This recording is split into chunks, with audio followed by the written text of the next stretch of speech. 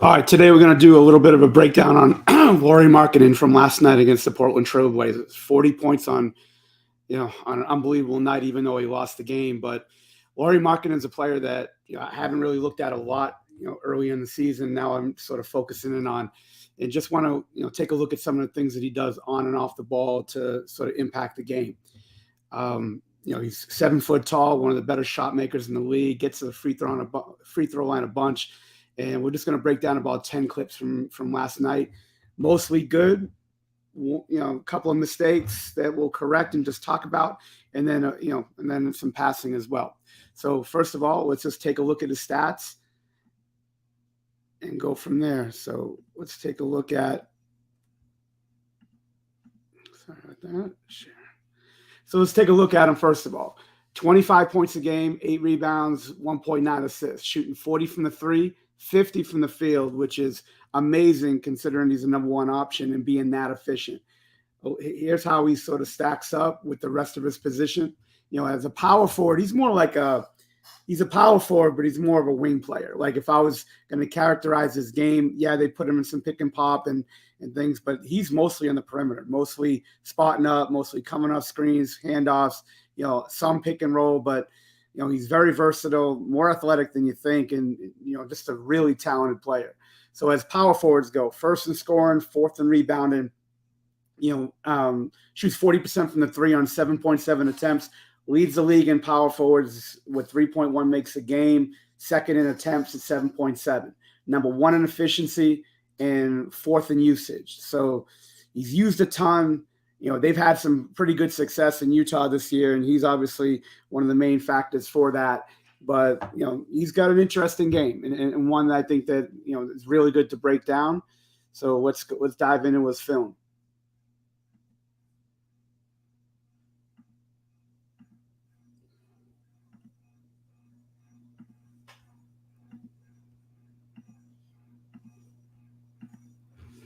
Okay, so let's take a look at some of the things that he does off the ball that sort of makes him good and impacts the game. I think when you're working with any type of player, it's really important to, especially a big that could play 3 and 4, perimeter and post, but like how you can impact the game without going isolation, running plays to him all the time, and just sort of, going through the flow of the game and have an impact. So first clip we're going to look at, just running the floor. All right, running the floor. And, everybody, so in transition, it's just such a, an unorganized time for your opponent, when they're just trying to get back to the paint, they're trying to cross match. There's a lot of cross matching going along. There's a lot of switching going around, and you could get those mismatches. Running the floor, trying to get as many easy baskets as possible without having to run plays for a player is fantastic. It's higher percentage. It's less on their plate, less things they have to do, like on their body. They could just, if you could screen well, you could roll well, you could cut well, you could run the floor. If you could try to get 4 to 6 to 7 points a game from your best player on just doing those things activity wise, it's just gonna open up a lot of doors and impact winning that much more. So just running the floor, everyone's just trying to get organized and be able to finish right at the rim. All right, second thing's just cutting and moving out the ball. Here he's in the corner. Now I tell guys all the time, players that I work with, like when you're on the perimeter and you spot your defender looking away at any time, be a cutter. Their attention's always going to be on the ball mostly. Very few players are really in tune with the player they're guarding off the ball. I think it's important to be a cutting threat. Like I said, anything that you can do that you could generate points for your team that doesn't really factor in on running plays for you and running through you, it just opens up the efficiency and makes that team and the player that much tougher to defend. So in this play, comes through on the flare and then cut and then finish at the rim. But remember, look at his man. So on that flare action, they do a lot of screening with Walker Kessler up top. Utah does usually. So on that flare, now everybody's sort of now focusing where the ball is going to go. All right. eyes are focusing there. If I'm here and I see my man, his head sort of turning to somebody else, I'm making that cut. Like I've been saying in film, 3 ways that you can impact on cutting. You can get the ball back for finishes and score. All right. Secondly, you don't get the ball, but the off-ball defender has to, cut over to you, opening up somebody else. And the third thing is you can get inside position for offensive rebounding. So on this, his man turns his head, he cuts, and he finishes right at the rim. All right, so let's take a look at some of his screening actions. All right, here he sets that flare. Defender plays high side, and he just slips to the rim. On this, defensively, on this flare, in my opinion, defensively, you got to go low side on this. Because if you go high side and you worry about the flare guy, all right, coming off, it just opens up too much for the, opening for that screener to be able to cut. On this action, again, the corners are filled, so the defenders are sort of, they got to get back to their man. They got to come here. Kessler is obviously not going to make shots from deep anyway, so not really worried about that. So on the screen, because there's no action here, there's nobody on the low side. This is just an opening. I tell players all the time, if you can't feel a player on your back after a screen and they're hedging up, cut to the rim.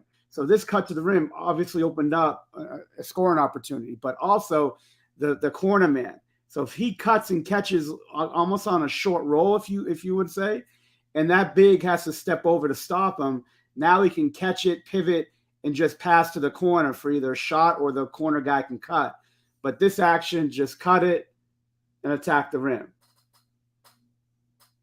Here, I believe it's going to be a pick and roll, if I'm not mistaken. All right, so again, roll and finish. And rolling hard is just like cutting. You roll hard to the rim to get the ball. If you don't get the ball, you can suck a defender in and open up, shooters and drivers in the perimeter. Also, if you don't get the ball in the the ball handler shoots or someone else shoots, now you can beat your man because they'll usually put 2 defenders in the ball, and now you got offensive rebound and positioning.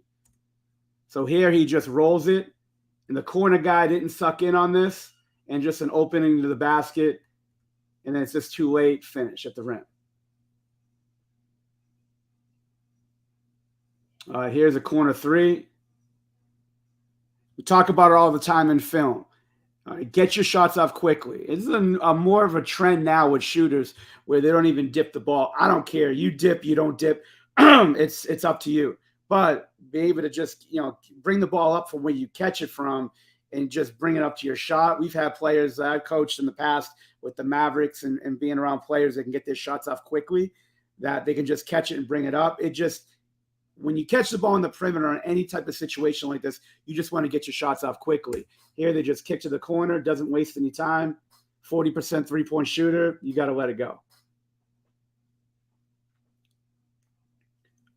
All right. Simple wide pin down. The defender goes under, and he just makes him pay for the three-point shot. All right, screener comes. All right, defender goes under. As a shooter, you got to push off that inside foot, be ready, shot ready, be able to catch on that perimeter, and be able to just catch and shoot the ball. Again, getting the ball off quickly, wasted no time, no space. Got to be able to be a threat and make the defense, defense suffer if they go under on any type of pick and roll or wide pin down action. Here he's coming off that little short pin and now attacking the big with the Euro step finish. Here, this is something I see a lot, and you'll see a lot of, you watch a lot of NBA games, that little pin down to a quick just ball screen, turn around and flip the screen for a ball screen. Really tough to defend, but Lauri does a really good job here coming off, and then now it's just him against the big. When you're attacking the big on any type of switching situation, especially smaller players, you got to be able to move that defender, side to side. You want to move any big defender side to side because they usually don't guard the ball well, especially in a ball handler that's quick. Here, he again just straight line drives to the basket, sets him up in the Euro, and be able to finish. He finishes at 67% at the rim. We talked about it in films before. Elite finishers, field goal percentage-wise at the rim, contested and uncontested combined, shoot about 65%.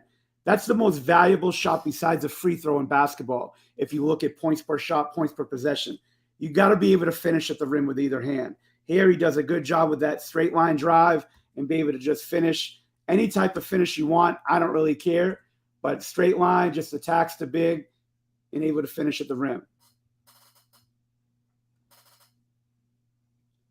All right, here, just a quick, just dribble kick. Anytime when you're on the ball, anytime you try to get in the paint, what you want to do is, obviously you want to be able to score in the most efficient way possible, but you also want to drive it and try to draw two defenders. You draw two defenders, you got to be able to kick to somebody else. And in this situation, he drives it, gets in the paint, attracts a crowd. Doesn't really attract the weak side defender here, but the weak side defender totally turns his back to his man. When you're driving, you have to have peripheral vision where you could see that. As you drive it and you see that this man is totally fixated on you and not fixated on the weak side, you got to make him pay. Right? He just drives, kicks. Rudy Gay gets a shot off quickly. Let's just take a look at a couple of turnovers. Here they try to high-low to Kessler, and Dame just sort of gets on it, out of bounds, turnover. Now, those high-low passes, you got to be smart in knowing that there's going to be somebody somebody on the bottom side. Obviously, a great idea to be able to get your big. He's one of the better young bigs in the league, be able to get a touch on a high-low. But these passes are risky, especially you've got to pay attention to somebody helping off the corner. If this corner wasn't filled and everything was up top or over here, that's a different story. But since Dame's using his 2.9 in the paint and just sort of sagging up there, that high low is gonna, it's a high risk factor of getting tipped, getting stolen. So you got to be careful sometimes. Not all turnovers are bad. You learn from them, but those high low passes, unless it's big to big and there's nothing underneath, that's one thing. But when there's other help side defenders sagging in the paint, you got to watch out for throwing that pass. All right, just the last clip. It's going to be a spin a spin and get the ball stripped. I'm not a big spin fan, depending on the situation. But the only thing I don't like about the spin is you lose vision. All right, they get the floor shrunk on the weak side here, helping at the nail. That's the only problem. Now, what they should have done is spaced out here to take that defender out. So now he could drive. He drives, spins, and then gets the ball stolen. Again, it's a spacing thing to me, being able to just have that offensive player come sort of the break, because now that defender has to follow him, and it opens up that whole space. That sometimes when you spin could be a little bit dangerous. All right, so that's all I have. That's all I have for the film. Look, again, when you're studying players, you study in film, I think it's important, especially when you look at NBA or college players, look at their stats, look at where they lack, where they sort of fall in line with the rest of their position. To me, whenever I watch film on a guy, and I was watching a lot of marketing today, you want to look at them as a whole. Look at how we stack up at the position. What do you rank them? What do they do well to impact the game on the ball, off the ball? Are they efficient? Like I said, he gets to the free throw line every 5.7 minutes. He gets to the free throw line 6 times a game. That has huge impact on the game. He rebounds at a high level. All right, he shoots the ball at 40 from 3, 50 from the field, 87 or so from the line. I mean, those are big-time numbers.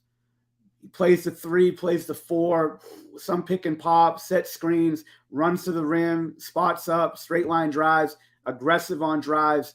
Those are some really good points to sort of study on any type of player. Well, look, I was just watching film today, just wanted to go live and sort of share that. If you have any questions or comments, leave them in the comments, email me, reach out, and just sort of start a dialogue and a conversation about it. Appreciate your time on this. Thank you, and we'll be in touch. Thanks.